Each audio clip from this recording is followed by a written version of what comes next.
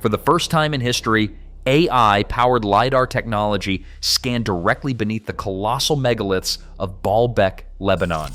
And what the algorithms detected under those ancient stones finally cracked a mystery that defeated the greatest minds in archaeology for over a century. The laser pulses penetrated deep into limestone bedrock and returned three-dimensional maps of something the original builders deliberately concealed underground. Something massive. Something engineered with a precision that should not exist at that point in human history.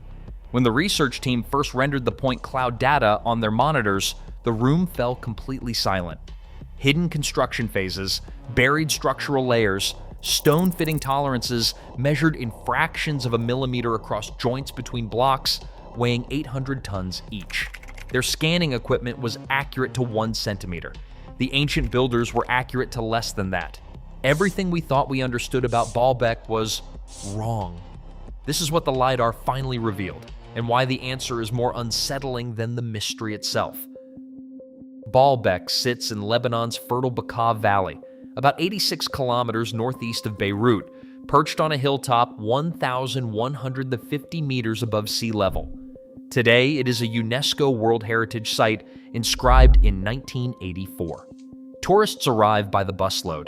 They snap photographs of 6 towering Roman columns, the last survivors of what was once the largest temple to Jupiter in the entire Roman Empire. Those columns stand nearly 20 meters tall, the tallest in the classical world, with a diameter of 2.5 meters each. Above them once rested a pediment whose apex reached an estimated 44 meters above the temple floor. Visitors admire the remarkably preserved Temple of Bacchus next door, 66 meters long, 35 meters wide, 31 meters tall, one of the finest examples of Roman architecture anywhere on Earth. They walk through its massive stone doorway, marvel at the intricate carvings, and then they leave. Most of them are completely unaware of what they were actually standing on, because long before the Romans built their temples here, long before the Greeks renamed this place Heliopolis, the city of the sun, long before the Phoenicians consecrated this ground to the god Baal, something extraordinary was constructed on this hilltop. Something so impossibly large that when Mark Twain visited in 1867, he wrote in The Innocents Abroad that a race of gods or of giants must have inhabited this place. He said he had seen the hull of a steamboat that was smaller than one of those stones. All these great walls, he wrote, are as exact and shapely as the flimsy things we build of bricks in these days. Men like the men of our day could hardly rear such temples as these. He was staring at the Trilithon. 3 horizontal stone blocks form part of the temple platform's western wall. Each one stretches 19 meters long, stands 4.2 meters high, and measures 3.6 meters thick. Each one weighs approximately 800 tons. That is the combined weight of 2 fully loaded Boeing 747 aircraft compressed into a single block of cut limestone. And these stones do not sit at ground level. They are elevated 7 meters above the earth, resting on a supporting course of stones that themselves weigh 350 tons each. The stones above and below are fitted together with such precision that even today, after 2,000 years of earthquakes, invasions, and erosion, you cannot slide a sheet of paper between the joints. Imagine lifting 2 commercial airplanes to the height of a 2-story building and positioning them to within a fraction of a millimeter. Now do it 3 times in a row with no electricity, no steel cables, no diesel engines, no computer-guided cranes. That is the Trilithon. But the Trilithon is not even the largest stone at Baalbek. Not even close. And what lies beneath these megaliths would turn out to be far more shocking than what stands above them. Here is where the story truly begins. In the summer of 2014, archaeologists from the German Archaeological Institute were conducting excavations in the ancient quarry located about 900 meters from the temple complex. The team was led by Dr. Margaret van Es, scientific director of the Institute's Orient Department, working alongside Professor Jeanine Abdul-Masih of the Lebanese University. They had been studying the famous Stone of the Pregnant Woman, a monolith weighing approximately 1,000 tons that has sat in that quarry for over 2,000 years, partially raised at an imposing angle, its surface smoothly carved, never moved to its intended destination. Local legend says a pregnant woman once tricked the people of Baalbek into believing she knew how to move the stone, promising to share the secret if they fed her until she gave birth. Another version claims pregnant jinn were assigned the impossible task and abandoned it. In the 1990s, a second monolith called the Stone of the South was rediscovered in the same quarry, weighing 1,242 tons. These two stones alone represented the largest quarried objects known to archaeology. The team was documenting tool marks and quarrying techniques, searching for datable pottery fragments in surrounding waste dumps. Standard fieldwork designed to confirm what textbooks already stated. Instead, they uncovered something the textbooks had completely missed. Buried directly beneath the stone of the pregnant woman, concealed under meters of accumulated sediment, lay a third monolith. Larger, much larger, it measured 19.6 meters long, 6 meters wide, and at least 5.5 meters thick. The German Archaeological Institute confirmed in their official statement that the level of smoothness indicated the block was meant to be transported and used without being cut further. This was a finished engineering component shaped to final specifications. When they calculated its weight, Dr. Van S. immediately requested independent verification. The number came back identical every time: 1,650 tons, the largest precisely carved stone block ever discovered in human history. To give you a sense of that weight, the Statue of Liberty, including the pedestal, weighs approximately 27,000 tons. This single block of limestone represents 6% of Lady Liberty's entire weight. One stone, carved from bedrock, by hand. And here's a detail that does not get enough attention. When the German team examined the tool marks on these quarry stones, they found something remarkable. The forgotten stone surfaces were not roughly hacked out of the bedrock. They were worked to smooth, flat planes with extraordinary consistency. The cutting precision visible on the narrow side that had already been fully dressed matched the quality of finished architectural stonework. These were not trial cuts or rough extraction marks. They represent the same level of craftsmanship you would expect on the visible face of a completed temple wall. Whoever carved this stone intended it to be seen. They intended it to fit against other stones with the same hair-thin precision found in the Trilithon joints above. The quarry itself tells a story that goes far beyond simple stone extraction. The positioning of the three monoliths, stacked and adjacent, reveals a systematic mining operation of industrial scale. The builders were not opportunistically pulling random blocks from convenient outcrops. They had identified specific beds of high-quality limestone within the geological formation and were extracting from them in a deliberate sequence, planning multiple simultaneous extractions of objects that each weighed more than 1,000 tons. This requires geological knowledge. It requires structural engineering knowledge, because removing a block of that size from bedrock without causing the surrounding stone to fracture demands understanding of stress distribution and load transfer. It requires project management on a scale that challenges modern industrial planning. Think about what the quarry arrangement implies. To extract the larger stone, the builders would first need to remove the 1,000-ton block sitting directly on top of it. They were quarrying on a scale that assumed the routine movement of objects heavier than anything human civilization would move again until the 20th century. The excavation had to be suspended because the trench became dangerously deep. They had not yet reached the bottom of this buried giant. To this day, no one knows its complete dimensions. There could be more stone beneath what they have already measured. Here is where it gets genuinely disturbing. Modern engineers have examined the logistics required to move these stones, and the mathematics do not work with any known ancient technology. In 1977, the French engineer Jean-Pierre Adam conducted the most rigorous study ever published on the Trilithon transport problem. Using detailed mechanical calculations, he determined that 512 workers operating wooden rollers, capstans, and pulley blocks could potentially move a 557-ton block. That is roughly half the weight of a single Trilithon stone. He could not solve the full 800-ton problem with available Roman technology, and he acknowledged as much in his paper. Other researchers estimated 40,000 men working in flawless coordination to move just one Trilithon stone from quarry to temple. Standard Roman cranes of the period could lift stones weighing up to approximately 60 tons. The architrave and frieze blocks of the Temple of Jupiter itself weigh up to 60 tons each, which already required exceptional effort to raise over 19 meters into the air. But the platform stones are more than 13 times heavier than the heaviest blocks Roman cranes were designed to handle. Even if you combine multiple cranes, the coordination challenges of simultaneously lifting and maneuvering 800 tons of limestone are practically insurmountable without modern hydraulic systems. The largest mobile crane operating today, the Liebherr LTM 11209.1, has a maximum capacity of approximately 1,200 tons at extremely close range.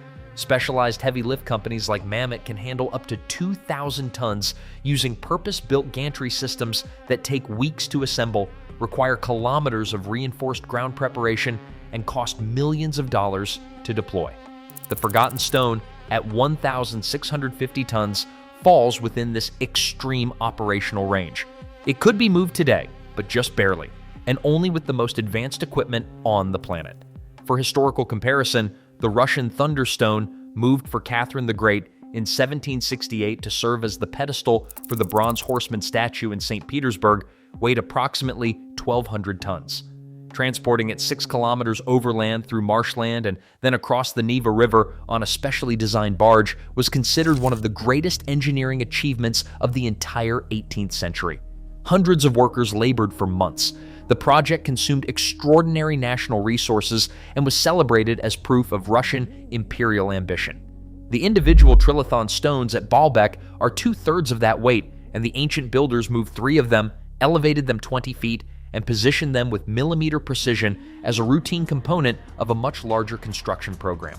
Before NASA moved the Saturn V rocket to its launch pad in 1967 on a purpose-built crawler, no entity in modern history had ever transported anything approaching these masses over any significant distance. The ancient builders did it with rope, timber, and human coordination on a scale we struggle to replicate today. But the real breakthrough came when advanced scanning technology arrived at Baalbek.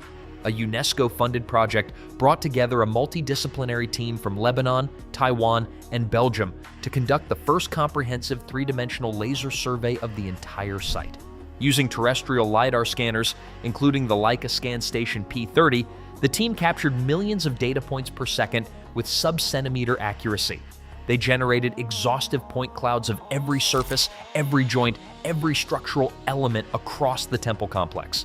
The technology fires rapid laser pulses at surfaces and measures the precise round-trip time of each reflection, building extraordinarily detailed three-dimensional models without touching or damaging any of the protected ancient stonework. Simultaneously, aerial photogrammetry using high-resolution cameras captured panoramic imagery of the Temple of Bacchus and its surroundings. The combination of laser scanning and photogrammetric data allowed researchers to create what they called a digital twin of the ancient site, a perfect three-dimensional replica accurate to the millimeter. When AI-assisted processing algorithms analyzed these massive datasets, patterns emerged that no human observer could have detected through centuries of visual inspection. The scans revealed previously invisible construction phases buried within the platform walls, distinct masonry styles layered on top of each other, each representing a different era of building, different techniques, different tools. The point cloud data stripped away the visual noise of weathering, lichen, soil accumulation, and restoration patches to expose the raw geometry of how these stones were actually cut and assembled. Here is a detail that stunned the research team.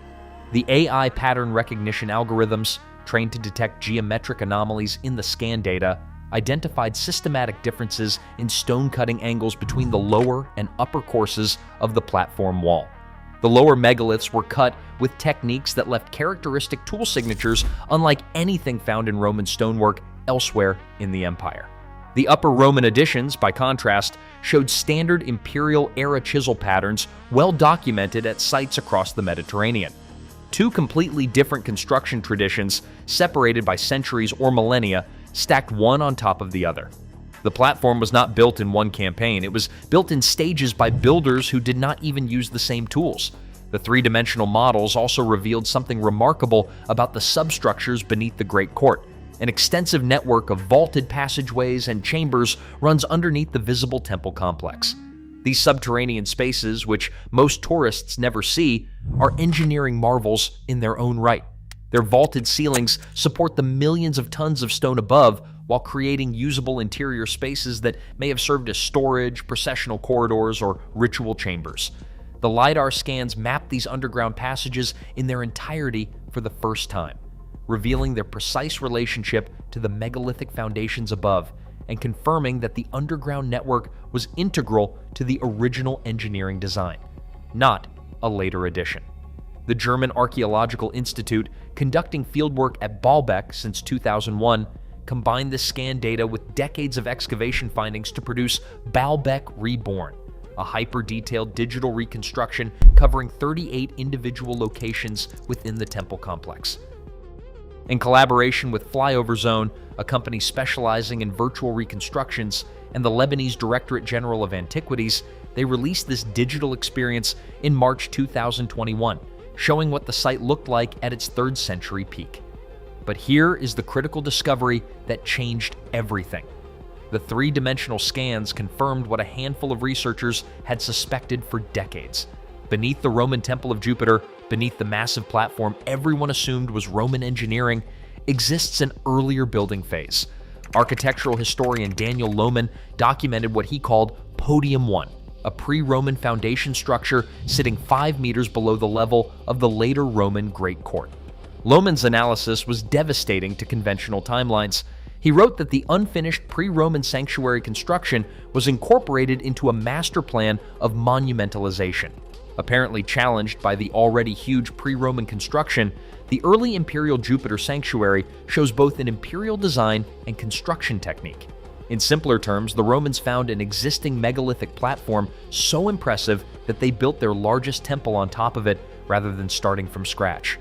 And the masonry of this earlier platform bore striking technical parallels not to Roman methods but to Herodian construction practices in ancient Judea. The stone cutting, joint fitting, and structural engineering matched techniques used at the Temple Mount in Jerusalem. This was not a vague stylistic resemblance. These were specific, measurable technical correspondences identified through LiDAR analysis of joint geometry and tool marks.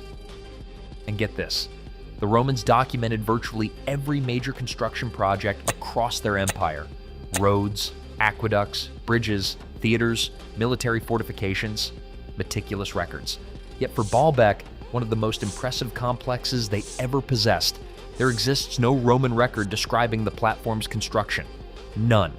No architect named, no emperor credited, no engineering account explaining how 800-ton stones were quarried, transported, and elevated. The 6th century historian John Malalas attributed the temple to Antoninus Pius, but graffiti on column drums proves the temple was largely complete by 60 AD, nearly 80 years before that emperor took power. The dating does not match. The records do not exist. The void in the historical record sits precisely where the most extraordinary documentation should be. Graham Hancock, who examined the quarry personally, raised a point that has never been adequately refuted. The fact that these gigantic finished blocks remain in the quarry and were never sliced into smaller blocks for construction strongly suggests the Romans did not even know they were there. They had been buried under meters of sediment for thousands of years when Rome arrived. Now consider the astronomy woven into this site. Archaeoastronomer Giulio Magli of the Polytechnic University of Milan conducted precise orientation measurements of the Temple of Jupiter and found its axis aligns with sunrise on approximately May 1st and August 12th. These solar alignments are subtle but intentional. The ancient name Heliopolis was not merely poetic, it was descriptive. The cult statue inside, described by the 5th century writer Macrobius, combined solar and lunar imagery. The god held grain and lightning, wore symbols of the sun and moon on his chest, and was crowned with a basket-shaped headdress representing fertility. Solar deity, lunar calendar, agricultural cycles, celestial navigation, all encoded in one figure, emphasize the synthesis of meanings. The temple also operated as an oracle of extraordinary reputation. Macrobius described rituals where priests placed a statue of Jupiter on a ceremonial litter and carried it through the temple interior. The bearers moved in directions they felt compelled to follow, and priests interpreted this movement as divine communication. Emperor Trajan consulted this oracle in 114 AD and received a prophecy he would not return alive from his Parthian campaign. He died 3 years later. Identical practices existed at the Temple of Ammon in Siwa, Egypt, where Alexander the Great was confirmed as the son of Zeus. Baalbek's Egyptian sister city was also named Heliopolis. The Ptolemaic rulers deliberately fused these sun cult centers across the Mediterranean, creating a religious network spanning thousands of kilometers. This was not an isolated hilltop shrine. This was a node in a vast ancient knowledge system that connected sacred sites from Egypt to Lebanon to Greece. And Baalbek does not stand alone in the archaeological record. Similar megalithic precision appears at sites separated by thousands of kilometers that had no known contact with each other. At Sacsay Huaman in Peru, massive polygonal stones weighing over 100 tons are fitted together with the same impossible precision, joints so tight that a razor blade cannot penetrate them. At Pumapunku in Bolivia, blocks weighing over 100 tons were carved with flat surfaces and precise right angles that look machine-tooled. At Göbekli Tepe in Turkey, dated to approximately 10,000 BC, elaborately carved stone pillars weighing up to 20 tons were erected by people we classify as hunter-gatherers, people who supposedly lacked the social organization to build anything larger than a campfire circle. The pattern is global. Massive stones, impossible precision, no written records explaining how, no historical narrative acknowledging the sophistication required. And in nearly every case, later civilizations built their temples on top of these earlier megalithic foundations, as though the original platforms were considered sacred ground worth preserving but impossible to replicate. The connection between Baalbek and Egyptian Heliopolis goes deeper than a shared name. Cedar wood from the forest surrounding Baalbek was found in the wooden boats buried at the Giza Plateau, suggesting active trade between these two sites during the Pyramid Age. Some researchers have noted that the two Heliopolis sites are connected geodetically, positioned along ancient survey lines that connect multiple sacred sites across the Mediterranean and Middle East. Whether these connections represent a unified building culture, a shared knowledge tradition, or something else entirely remains one of archaeology's most provocative open questions. But the acoustic dimension may be the most extraordinary discovery of all. The Temple of Bacchus at Baalbek contains documented acoustic properties that alter how sound travels through its interior. Visitors report that standing at specific positions transforms their voice, adding depth and resonance that feels otherworldly. Unlike modern concrete, which absorbs vibration, the massive limestone walls naturally amplify and sustain sound frequencies. Researchers studying sacred acoustics worldwide have found a startling pattern. Professor Paul Devereux of Cambridge tested ancient structures from Irish burial mounds to the 6,000-year-old hypogeum of Hal Saflieni in Malta, and found they all resonate near 110 hertz. Every site, same frequency, different continents, different millennia, same acoustic resonance. At Karnak in Egypt, a peer-reviewed study in the Journal of the Acoustical Society of America found specific columns act as resonant filters, amplifying certain voice frequencies. The implications for Baalbek's even more massive stone chambers are enormous. Here is why this matters. Research at the University of Malta established that exposure to frequencies around 110 Hz produces measurable shifts in prefrontal cortex activity, the brain region governing language, emotional processing, and holistic awareness. Subjects reported altered consciousness, deepened emotional response, and sensations of transcendence. Below conscious hearing threshold, infrasound in this range triggers feelings of awe, unease, and primal submission. These are not subjective impressions. They are reproducible, measurable neurological effects documented under controlled laboratory conditions.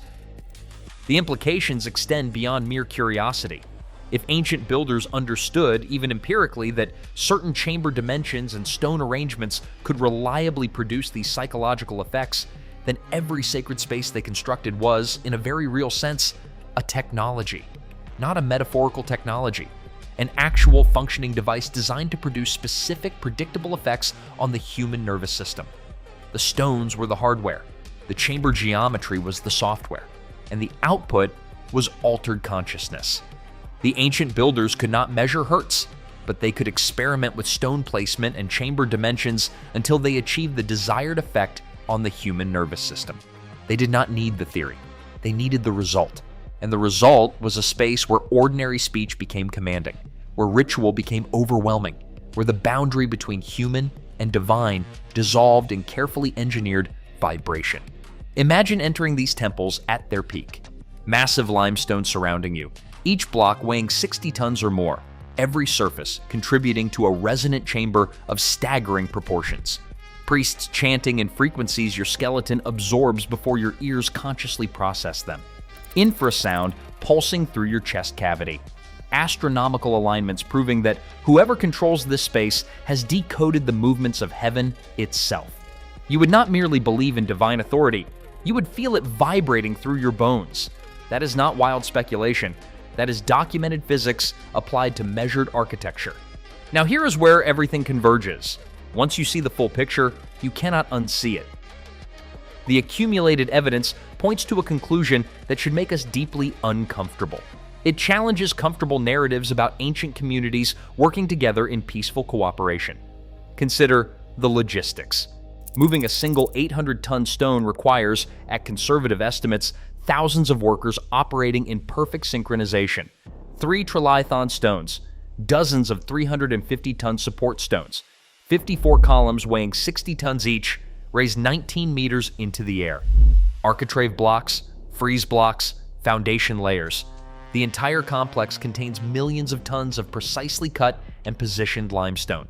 This is not a weekend project by enthusiastic volunteers. This represents decades, possibly centuries, of organized labor directed by a centralized authority with absolute control over massive populations. Someone designed this. Someone who understood astronomy, acoustics, geology, structural engineering, and logistics. And someone commanded the labor of thousands upon thousands of workers who quarried, carved, transported, and positioned stones they could not possibly have understood the purpose of. The workers followed plans they did not design.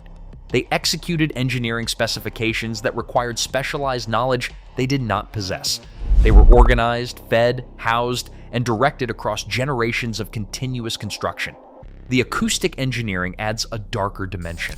If the builders deliberately designed these temples to generate frequencies that trigger awe, submission, and primal fear in anyone who enters, then the monument was not simply a place of worship. It was a precision instrument of psychological authority. Inside those resonant stone walls, a priest's voice would carry weight that sounded literally superhuman. The infrasound would produce sensations of divine presence that the listeners could not consciously identify or resist. Anyone who controlled this space controlled the emotional state of everyone inside it. That is not religious architecture. That is engineered dominance. Were the stones transported from distant quarries as expressions of willing cooperation between allied communities? Or were they extracted as tribute from populations who had no choice? The evidence does not settle that question definitively, but the scale of organization required, the specialized knowledge guarded at the top, the psychological capabilities built into the architecture, all of it points toward a hierarchy far more rigid and far more powerful than conventional history credits the ancient world with possessing. AI-powered LiDAR scans revealed Baalbek is not one monument, but a layered puzzle spanning at least 9,000 years of continuous sacred occupation. There are pre-Roman foundations hidden beneath Roman temples. Multiple construction campaigns use distinct masonry traditions from different centuries. Stone-fitting precision matches or exceeds modern engineering tolerances across 800-ton blocks. The German Archaeological Institute uncovered the largest precisely carved stone in human history, 1,650 tons, buried beneath another 1,000-ton stone in a quarry where builders clearly intended to extract and deliver objects that would strain the absolute limits of 21st century engineering. Astronomical analysis confirmed precise solar alignments encoded into a site named for the sun, linked to identical cult practices in Egypt and Greece. Acoustic studies documented resonant frequencies that measurably alter human consciousness and emotional response. And the historical record contains a complete void precisely where the most extraordinary documentation should exist. The ancient Maronite patriarch of Lebanon recorded a tradition that the fortress of Baalbek was the most ancient building in the world. Archaeological excavations beneath the Temple of Jupiter have confirmed continuous human settlement at this exact spot, stretching back to at least 7,000 BC. Whatever made this ground sacred existed long before any civilization whose name survives in our textbooks. We spent centuries assuming these builders were primitive. We assumed they lacked advanced knowledge, sophisticated engineering, and an understanding of how architecture affects the human mind. The LiDAR data, the excavation records, the acoustic measurements, and the astronomical calculations all tell a fundamentally different story. These people understood things we are only now rediscovering, with scanning equipment costing millions and algorithms running on supercomputers. They encoded that understanding into blocks of limestone heavier than most modern buildings, positioned with tolerances tighter than a playing card's thickness, aligned with celestial events that require decades of systematic observation to track, and tuned to frequencies that reshape how the human brain processes reality. Here is the question that haunts every researcher who has ever stood in the shadow of these stones. If the builders quarried monoliths exceeding 1,000 tons, objects that challenge the absolute frontier of modern capability, but abandoned them unfinished in the quarry, what stopped them? What catastrophe interrupted a construction project of that staggering ambition? War? Political collapse? Did an entire civilization vanish before completing its greatest work? And if the Trilithon, with its 800-ton stones positioned 20 feet above the ground, was merely the foundation, just the platform, what was the completed structure supposed to look like? What was intended to stand on top of it? The Romans built one of their largest temples on this platform, 54 Corinthian columns, 44 meters to the pediment peak, and it was still dwarfed by its own foundation. The platform was overbuilt for Roman purposes. It was designed to carry something far more massive than anything Rome ever placed there. The original builders left no inscriptions, no dedication stones, no names. They left only the stones themselves, carved, shaped, fitted, and abandoned, waiting silently for thousands of years in the Bekaa Valley through sun and rain and war and earthquake, holding their secrets in precise geometric silence until human technology finally advanced enough to read what they were saying. The Russian scientist Modest Agrest proposed in 1959 that Baalbek may have been used as a landing platform. His reasoning was simple. Before NASA built the Saturn V crawler, no modern structure had been designed to support loads comparable to what the Baalbek platform was clearly built to bear. Whether or not you find that hypothesis credible, the underlying engineering question remains unanswered. This platform was massively overbuilt for any temple. It was designed to support weight far beyond what the Romans or anyone else in recorded history ever placed on it. The structural capacity of the Trilithon foundation exceeds its documented architectural load by an enormous margin. Engineers build to specification. They do not waste the staggering effort required to move 800-ton stones unless the design demands it. What was intended to stand on this platform? What load was this foundation engineered to carry? We do not know. And that not knowing is perhaps the most important thing Baalbek has to teach us. We assume we understand the past. We assume ancient people were simpler than us, less capable, less organized, less knowledgeable. Every scan, every excavation, every careful measurement at Baalbek shatters those assumptions a little more. The LiDAR has begun the translation, but I am certain we have only decoded the first sentence of a very long message carved in limestone and starlight and frequencies below the threshold of human hearing. Some mysteries do not end with answers, they end with better questions. And the questions Baalbek raises about who we truly were, what ancient civilizations actually knew, and what knowledge humanity has lost and forgotten may be the most important questions archaeology has ever confronted. If you found this fascinating, hit subscribe for more stories like this. Technology is advancing every single day, and what it reveals about our ancient past is rewriting everything we thought we knew. The next discovery could be even bigger, and I want you here when it drops.